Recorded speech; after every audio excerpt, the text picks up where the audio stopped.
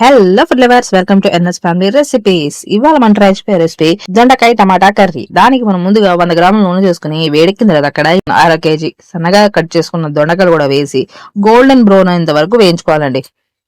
చూడండి, ముందుగా మనం ఉల్లిపాయలు అవన్నీ వేసి ఇప్పుడు ట్రై చేయొచ్చు, కానీ ఇలా కూడా ట్రై చేయండి, బాగుంటుంది. వేడి వేడి నూనెలో దొండకాయలు వేసి ఫ్రై చేసుకుంటే ఈ టేస్ట్ కూడా వేరే లెవెల్ ఉంటుందండి.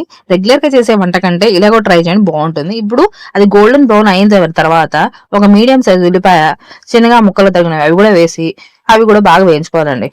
మీడియం ఫ్లేమ్ మీదే, హై ఫ్లేమ్ మీద మాత్రం ఉంచకూడదు. ఇప్పుడు మనం దీంట్లో 1/2 టేబుల్ స్పూన్ పసుపు కూడా వేసి బాగా కలుపుకోవాలి. చాలా సింపుల్ రెసిపీ అండి. చపాతీల్లోకి కానీ అన్నంలోకి కానీ ఈ కర్రీ చాలా బాగుంటుంది.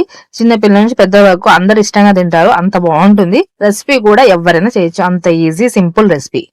ఇప్పుడు మనం చూడండి, ఉల్లిపాయ కూడా వేగాయి. ఇప్పుడు మనం ఉప్పు కారం వేసుకోవాలి. 2.5 టేబుల్ స్పూన్ల కారము, 2 టేబుల్ స్పూన్ల ఉప్పు వేసుకుంటున్నాను. ఇప్పుడు 3 పెద్ద టమాటాలు ఇవన్నీ వేసి బాగా కలుపుకోవాలండి. టమాటాలు కూడా మగ్గడానికి టైం పడుతుంది, కాబట్టి బాగా కలుపుకొని మూత ఉంచేసి 5 నిమిషాల పాటు మీడియం ఫ్లేమ్ మీద ఉంచి బాగా ఉడికించుకోవాలండి. చూడండి, ఇప్పుడు కొంచెం గరం మసాలా వేస్తున్నాను.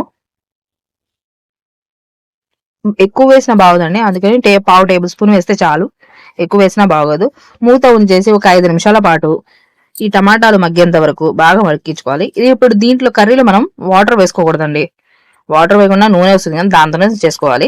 4 పచ్చిమిర్చి కూడా వేసుకుంటున్నాను. మళ్ళీ మూత ఉంచేసి ఒక 5 నిమిషాల పాటు ఉంచుకుంటే చూడండి, నూనె ఇప్పుడు పైకి వస్తుంది. 1 నిమిషం పాటు కలుపుకుంటే అయిపోయిందండి. వేడి వేడి దొండకాయ టమాటా కర్రీ రెడీ. చపాతీల్లోకి కానీ రైస్లోకి కానీ అప్పటికప్పుడు లంచ్ బాక్సుల్లోకి కానీ ట్రై చేయండి, చాలా బాగుంటుంది రెసిపీ. ఈజీ, సింపుల్, చిన్న పిల్లలు సైతం చేయగలరండి.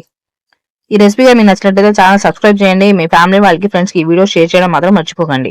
నా ఛానల్ సబ్స్క్రైబ్ చేసుకోండి. రెసిపీ ఎలా వచ్చిందో కామెంట్ బాక్స్ లో కామెంట్ చేయడం మాత్రం మర్చిపోకండి. Thank you for watching this video.